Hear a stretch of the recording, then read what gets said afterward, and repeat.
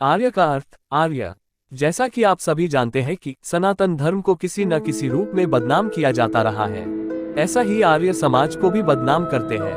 कहते हैं कि आर्य बाहर से आए थे, उन्होंने भारत को लूटा, मंदिर इमारतों को ध्वस्त किया। अब उन मूर्खों से पूछा जाए, यदि आर्य बाहर से आए थे तो महाभारत और रामायण में जो आर्य का जिक्र कई बार आया है वह कौन है? आपको बता दें कि भगवान श्री राम को भी आर्य कहा गया है। अब जानेंगे कि आर्य का अर्थ और आर्य कौन है, और यह भी जानेंगे महाभारत में 200 जनपद का वर्णन है, जिसमें चीन का नाम भी है। जो वैदिक धर्म और नीति नियम अनुसार जीवन यापन करते थे उन्होंने आर्य कहते थे। इसके विपरीत जो भी व्यक्ति वेद विरुद्ध जीवन यापन करता था और ब्रह्म छोड़कर अन्य शक्तियों को मानता था उसको अनार्य मान लिया जाता था। आर्य किसी जाति का नहीं बल्कि एक विशेष विचारधारा को मानने वाले का समूह था, जिसमें श्वेत, पित्त, रक्त, श्याम और अश्वेत रंग के सभी लोग शामिल थे। आर्य शब्द का प्रयोग महाकुल, कुलीन, सभ्य, सज्जन, साधु आदि के लिए पाया जाता है। आर्य कोई जाति नहीं बल्कि यह उन लोगों का समूह था जो खुद को आर्य कहते थे और जिनसे जुड़े थे भिन्न भिन्न जाति समूह के लोग। इस प्रकार आर्य धर्म का अर्थ श्रेष्ठ समाज का धर्म ही होता है। पत्नी पति को आर्य पुत्र कहती थी, पितामह को आर्य और पितामही को आर्य कहने की प्रथा रही है। नैतिक रूप से प्रकृत आचरण करने वाले को आर्य कहा गया है। वाल्मीकि रामायण में समदृष्टि रखने वाले और सज्जनता से पूर्ण श्री रामचंद्र जी को स्थान स्थान पर आर्य व आर्यपुत्र कहा गया है।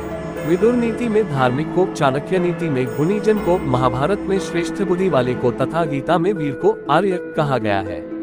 महर्षि दयानंद सरस्वती जी ने आर्य शब्द की व्याख्या में कहा है कि जो श्रेष्ठ स्वभाव, धर्मात्मा, परोपकारी, सत्य, विद्या आदि गुण युक्त और आर्यावर्त देश में सब दिन से रहने वाले हैं उनको आर्य कहते हैं।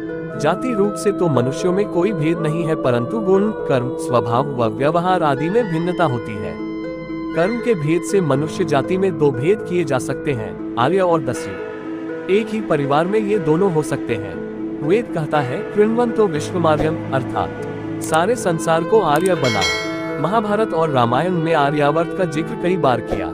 भारतवर्ष की इस संपूर्ण धरती के मध्य में आर्यावर्त था, जिसकी सीमाएं वक्त के साथ बदलती रही। यह मध्य भूमि सरस्वती के इस किनारे से लेकर सिंधु के उस किनारे तक फैली थी, जिसके चलते सिंधु और सरस्वती सभ्यता का जन्म हुआ। खासकर सिंधु और सरस्वती और इनकी सहायक नदियों का अधिक उल्लेख मिलता है। आर्य भूमि का विस्तार काबुल की कुंभा नदी से भारत की गंगा नदी तक और कश्मीर की वादियों से नर्मदा के उस पार तक था। हालांकि हर काल में आर्यावर्त का क्षेत्रफल अलग अलग रहा। प्राचीन काल में अफगानिस्तान को आर्याना, आर्यानुम, बीजू नाम से पुकारा जाता था। फिर इसका नाम उपगण स्थान हो गया, जिसमें गांधार, कंबोज, कुंभा, वर्णु, सुवास्तु आदि क्षेत्र थे। सिंधु के तट पर ही भारतीयों के पूर्वजों ने प्राचीन सभ्यता और धर्म की नींव रखी थी। सिंधु घाटी में कई प्राचीन नगरों को खोद निकाला गया है। इसमें मोहनजोदड़ो और हड़प्पा प्रमुख हैं। सिंधु घाटी की सभ्यता 3000 ईसा पूर्व थी। ऋग्वेद में उल्लेख है कि प्रथम मानव की उत्पत्ति वितस्ता नदी के किनारे हुई थी। नदी का तल पूर्व हड़प्पाकालीन था और यह 4000 ईसा पूर्व के मध्य में सूखने लगी थी। अन्य बहुत से बड़े पैमाने पर भौगोलिक परिवर्तन हुए और 2000 ईसा पूर्व होने वाले इन परिवर्तनों के चलते उत्तर पश्चिम की ओर बहने वाली नदियों में से एक नदी गायब हो गई और यह नदी सरस्वती थी। ऋग्वेद में आर्यों के निवास स्थान को सप्त सिंधु प्रदेश कहा गया है। ऋग्वेद के नदी सूक्त में आर्य निवास में प्रवाहित होने वाली नदियों का वर्णन मिलता है, जो अनंत, शेष, वासुकी, तक्षक, कारकोटक और पिंगला उक्त 5 नागों के कुल के लोगों का भारत में वर्चस्व था। ये सभी कश्यप वंशी थे और इन्हीं से नागवंश चला।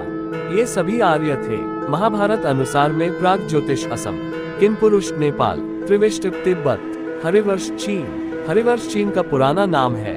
कश्मीर, अभिसार, राजौरी, कैकेय, गंधार, कंबोज, वालिक, बलक, शिवी, शिवस्थान, सीस्तान, सारा, बलूच, सिंध, सौवीर, सौराष्ट्र समेत सिंध का निचला क्षेत्र, दंडक, महाराष्ट्र, सुरभिपट्टन, मैसूर, चोर, आंध्र, कलिंग तथा सिंगल सहित लगभग 200 जनपद महाभारत में वर्णित हैं, जो कि पूर्णतः आर्य थे या आर्य संस्कृति व भाषा से प्रभावित थे। मलेच्छ और यवन लगातार आर्यों पर आक्रमण करते रहते थे।